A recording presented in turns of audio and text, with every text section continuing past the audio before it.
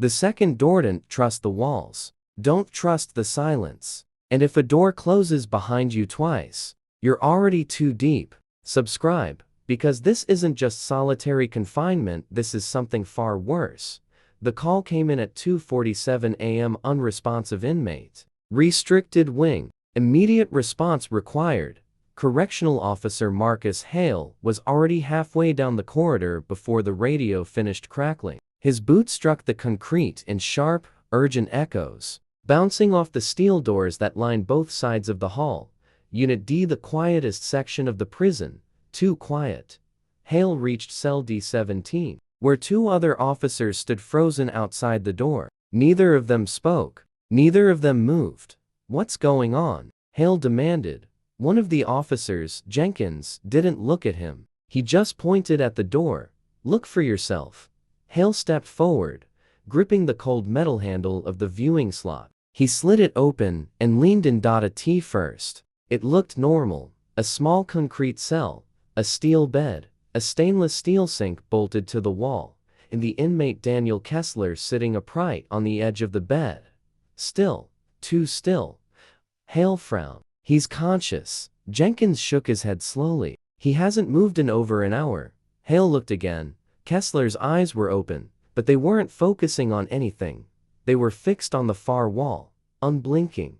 Hey, Hale called through the slot. Kessler. No response. Hale's jaw tightened. Open the door. Jenkins hesitated. You sure? This is a double lock unit. I said open it.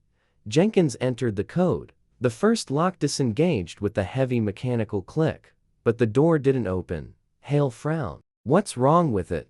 Jenkins swallowed. That's just the first layer.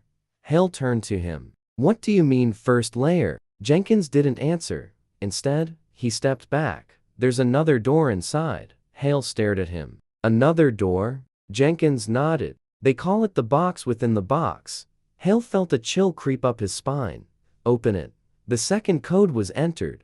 Another click.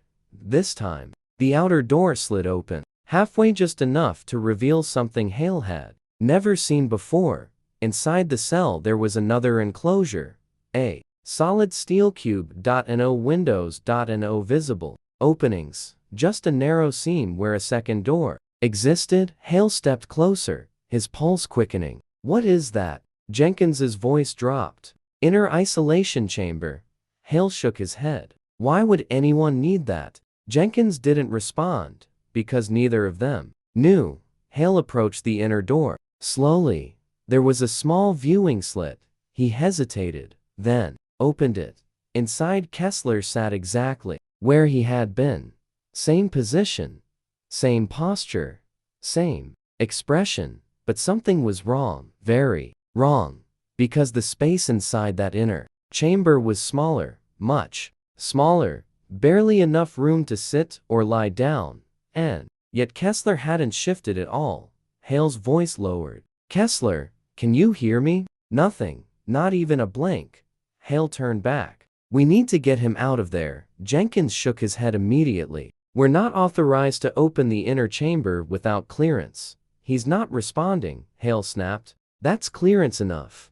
Jenkins hesitated, then reluctantly entered the override code.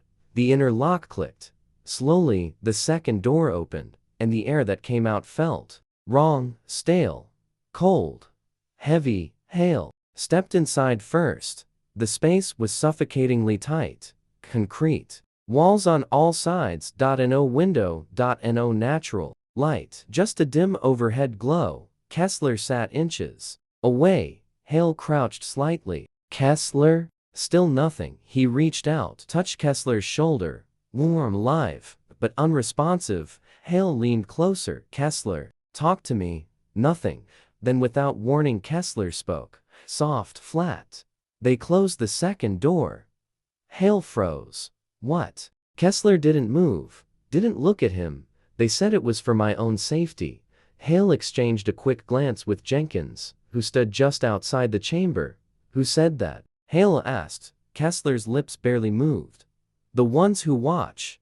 Hale frowned. The guards? Kessler's eyes shifted, just slightly, toward Hale. No, he said. The other ones. Hale felt his chest tighten. There are no other ones. Kessler blinked slowly, and for the first time, there was something behind his eyes. Fear. They come when the first door closes, he whispered. Hale shook his head. That's not possible. Kessler's breathing changed, shallow and even. They don't make noise, he continued. They just stand there. Hale glanced around the tiny chamber. Empty. Silent. There's no one here. Hale said firmly. Kessler's eyes widened slightly. They're here now. Hale turned sharply. Nothing. Just concrete walls. But the silence, it felt different. Heavier. The room itself was listening. Hale stood up quickly. We're getting you out of here. He stepped toward the door, but before he could reach it, Kessler grabbed his wrist fast, too fast. Hale froze. Kessler's grip was tight, unnatural. They don't like it when the second door opens, he said. Hale tried to pull away. Let go. Kessler's voice dropped to a whisper. You weren't supposed to see this. Hale yanked his arm free and stumbled back. Close it, Jenkins said urgently. We need to close it now. Hale didn't argue. He stepped out of the inner chamber. Jenkins slammed the door shut. The lock engaged instantly. Then the outer door followed, sealing Kessler inside. Again, silence returned, but it didn't feel empty anymore. Hale stared at the door, his mind racing. What the hell was that? Jenkins shook his head. I told you, this place isn't normal. Hale turned to him. How long has he been in there? Jenkins hesitated. 3 days. Hale's eyes widened. 3 days? In that space? Jenkins nodded. Double isolation protocol.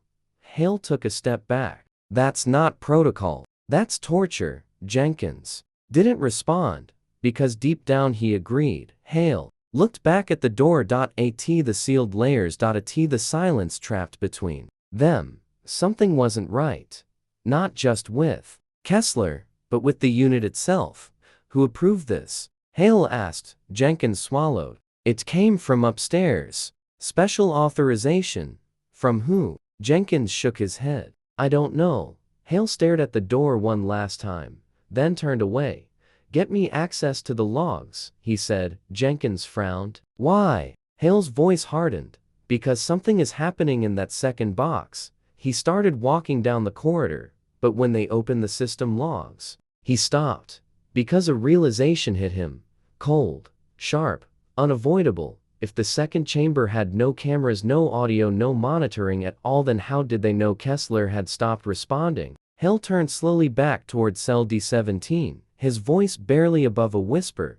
Who's been watching him? And behind the sealed doors somewhere between the first box and the second, something shifted, but no one saw it, because whatever was inside that inner chamber was never supposed to be recorded. What the second door hides. Marcus Hale didn't wait for permission. By 3:26 am, he was already inside the records room, the stale air thick with dust and disuse. Rows of aging terminals lined the walls, most of them dark, some flickering with idle screens. This part of the prison hadn't been updated in years, which made it the perfect place to hide something. Jenkins lingered by the doorway, nervous, glancing back down the corridor every few seconds. We shouldn't be here without clearance. Hale didn't look up. We already crossed that line when we opened the inner chamber. He slammed a file drawer shut and moved to the next. Find anything labeled D-unit overrides, or anything mentioning double-layer isolation. Jenkins hesitated,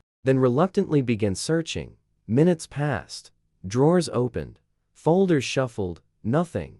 No documentation, Jenkins muttered. It's like it doesn't exist. Hale paused, then turned slowly toward one of the terminals in the corner.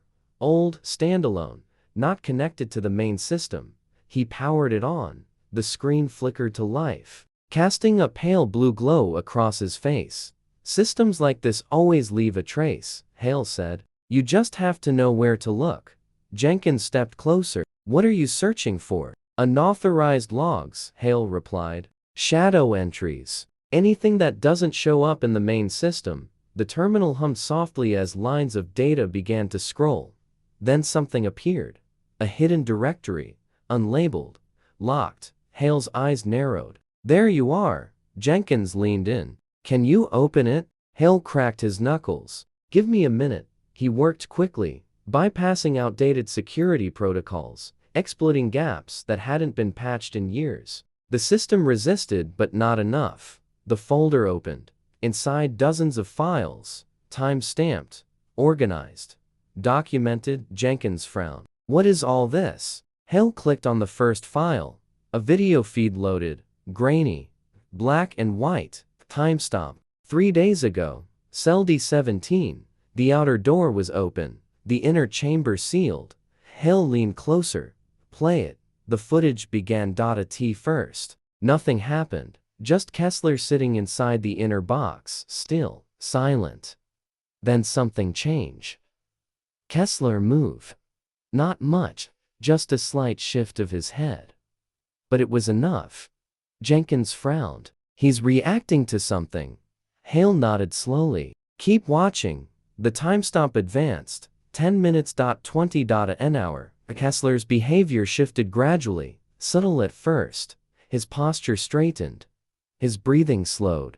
His eyes focused, not on the walls, not on the door, but on something in front of him, something that wasn't visible on camera. Jenkins swallowed. There's nothing there. Hale didn't respond, because he wasn't sure anymore. The footage continued. Kessler began speaking. No audio, just movement.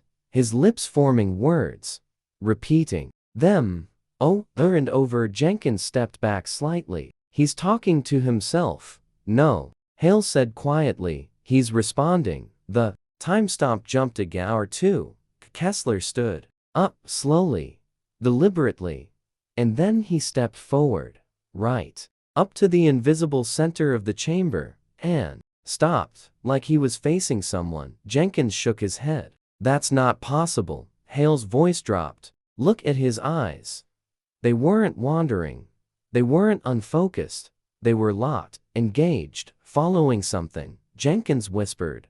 What is he seeing? Hale didn't answer, because the next moment Kessler nodded, once, like he had been given instructions. Then he sat back, down, and went completely still.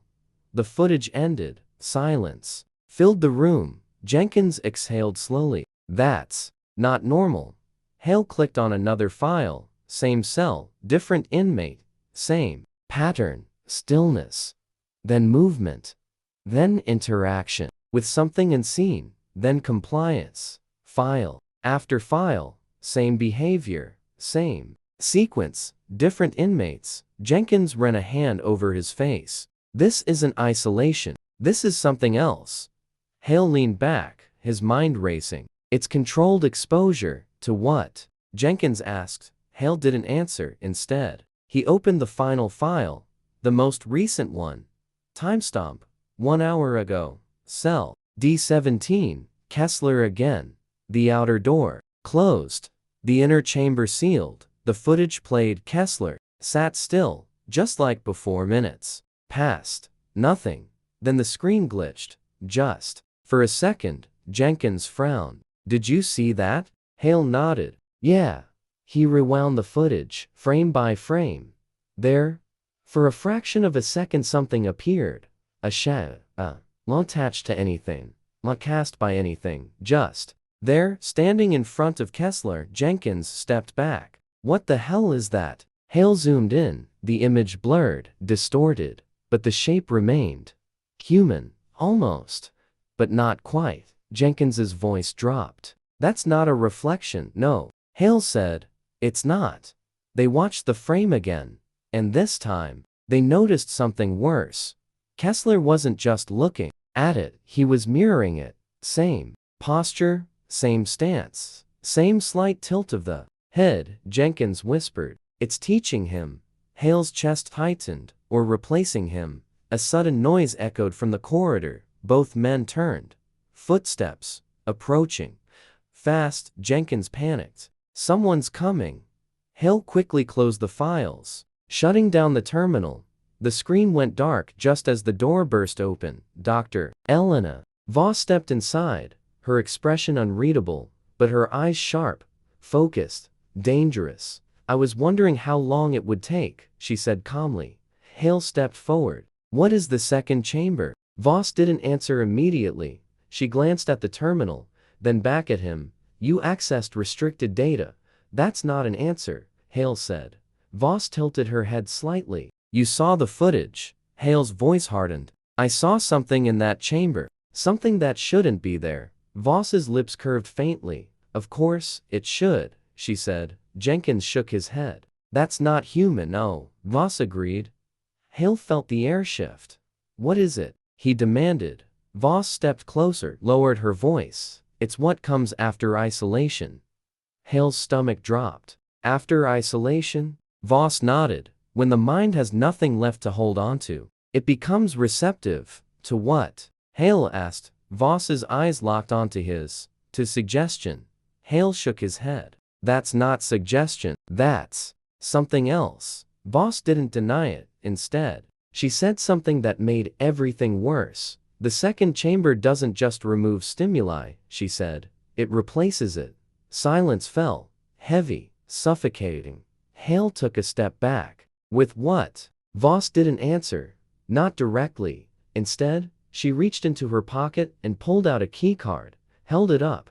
There's one chamber you haven't seen yet, she said. Hale frowned. What are you talking about? Voss turned toward the door. The original. Jenkins's voice shook. Original what? Voss paused at the doorway, then looked back. The first subject. Hale's blood ran cold. There's someone else in there? Voss's expression didn't change. Not someone, she said. Something. She swiped the keycard against a hidden panel. A section of the wall slid open, revealing a narrow, unlit passage. Cold air rushed out. Different from the rest of the prison. Older. Heavier. Hale stared into the darkness. What is that place? Voss stepped aside, gesturing toward it. Go see for yourself. Hale hesitated. Every instinct told him to walk away. To report this. To shut it down. But something stronger pulled him forward. The need to understand. He stepped into the passage. Jenkins followed. Reluctantly, the wall sealed behind them, and as the darkness swallowed them whole, one thought echoed in Hale's mind. If the second chamber was already changing people, then whatever was in the first one was never meant to be contained. The first chamber passage swallowed sound. Marcus Hale felt it immediately, the way the air changed, dense and unmoving, like it hadn't been disturbed in years. The faint hum of the prison's systems faded behind them, replaced by something deeper, a low, almost imperceptible vibration that seemed to press against his skull. Jenkins whispered, "Do you hear that?" Hale didn't answer. Because he did. And it wasn't coming from the walls. It was coming from ahead. A single strip of dim blue lighting flickered to life along the floor, guiding them forward through the narrow concrete corridor. The walls were rough here, unfinished, unlike the sterile precision of the upper units. This place wasn't designed for visibility. It was designed to be forgotten. They walked in silence for what felt like minutes, though time already seemed to stretch and distort. Hale checked his watch. The second hand wasn't moving. Jenkins, he said quietly. Jenkins looked down at his own wrist, then froze. Mine too. The vibration deepened. A faint metallic door appeared at the end of the corridor, older than anything they had seen above. No digital lock, no keypad, just a heavy, reinforced slab of steel with a narrow viewing slit. Hale approached slowly. There was no handle. No visible way to open it. Just a small panel on the wall beside it, and a single word etched into the metal. Subject 0. Jenkins's voice cracked. That's not a classification. That's a beginning. Hale swallowed hard, then pressed the panel. A loud mechanical groan echoed through the passage as the door unlocked from within. The sound was slow, deliberate, like something on the other side had been waiting. The door opened inward, and the moment it did, the vibration stopped completely. The silence that replaced it was worse. Hale stepped inside first. The chamber was larger than the others. Circular, concrete, walls rising high into darkness, the ceiling barely visible. A single overhead light cast a cold, bluish glow that barely reached the edges. The center of the room. There was no inner box. No second chamber, just a chair, bolted to the floor, facing nothing, empty. Jenkins exhaled shakily. There's no one here. Hale didn't move, because something felt wrong. Not empty. Occupied. In a way that didn't make sense. He stepped closer to the chair, and that's when he saw it. Scratches. Deep grooves carved into the concrete floor around it. Not random. Not chaotic. Patterns. Circles. Repeating lines, layered over each other like someone had been trying to draw something. Again and again, never getting it right. Jenkins crouched down, running his fingers over the marks. These aren't recent. Hale nodded. No, they've been here a long time. A faint noise echoed behind them. Both men turned. The door, still open, but the corridor beyond it, was gone, replaced by darkness. Jenkins's voice dropped to a whisper. That's not possible. Hale stepped toward the doorway, stopped. Because the darkness wasn't empty. It was moving, not like a shadow, not like a trick of light. It shifted with intention. Jenkins stumbled back, closed the door, but Hale couldn't move, because something else had changed. The chair. It wasn't empty anymore. Hale's breath caught in his throat. Someone was sitting there, perfectly still, head tilted slightly forward, face hidden in shadow. Jenkins turned slowly, following Hale's gaze, and when he saw it, he froze. Was that there before? Jenkins whispered. No, Hale said. The figure didn't move, didn't breathe, didn't make a sound, but the longer they looked at it, the more wrong it felt. Its proportions weren't quite right, its posture too precise, too deliberate, like it was imitating something it had learned. Hale forced himself to speak. Who are you? Silence. Then the figure's head lifted, slowly, and the light hit its face. Jenkins staggered back, hitting the wall. Marcus, he whispered. Hale didn't respond, because he couldn't. He was staring at himself. Same face, same features, same expression. But the eyes empty, not lifeless, just wrong, like something was looking out from behind them. Jenkins shook his head violently. No, that's not real. The figure in the chair smiled, not wide, not exaggerated, just enough, and then it spoke. In Hale's voice. You weren't supposed to come down here. Hale's chest tightened. What is this? The thing tilted its head slightly, mimicking his earlier movement. You saw the second chamber, it said calmly. This is where it begins. Jenkins backed toward the wall, panic rising. We need to get out, now. The darkness behind them pulsed closer. Hale didn't take his eyes off the figure. You're not human. The thing considered that, then nodded. Not anymore. A chill ran down Hale's spine. Subject 0. The thing smiled again. That's what they called the first failure. Failure? Hale asked. Yes, it said. They didn't understand what isolation does. Jenkins shouted. It breaks people. The thing's gaze shifted to him, and for a moment Jenkins went completely still, like something had reached inside him and pressed pause. Then the thing looked back at Hale. It doesn't break you, it said softly. Removes you. Hale felt the weight of those words settle in his chest. And then? He asked. The thing leaned forward slightly in the chair, and then something else takes your place. The darkness behind them surged forward, spilling into the room like liquid shadow. Jenkins gasped, stumbling backward straight into it. He screamed once, then nothing. Gone. Hale spun around. Jenkins. No response, just silence, and the darkness creeping closer. He turned back to the figure, his face, sitting there, watching him. Waiting. You brought it up here, Hale said. Realization hitting him like a punch. Through the second chamber. You're spreading it. The thing didn't deny it. Exposure, it said. Adaptation. Replication. Hale's voice shook. You're replacing them. Yes. The word landed like a gunshot. Hale backed toward the wall, mind racing. Voss knows about this. The thing smiled. Voss invited it. That stopped him cold. What? She believed she could control it, the thing continued. That it could be used. For what? Hale demanded. The thing's eyes locked onto his. To create something that doesn't break. The darkness reached Hale's feet. Cold. Heavy. Alive. He clenched his fists. I'm not letting this leave this room. The thing stood up slowly from the chair. Every movement identical to Hale's own. You already did, it said. Hale froze. Images flashed in his mind. Kessler, the other inmates, their movements, their eyes, their stillness. They're already changing, the thing said quietly. And soon, no one will know the difference. The darkness climbed. Higher. Up. Hale's legs, his chest, his throat. He struggled to breathe, but the thing didn't move to stop him. It just watched, studied, learned. Hale forced out one last question. Why me? The thing stepped closer, close enough that their faces were inches apart. Because you came looking, it said. And now, it smiled. You understand.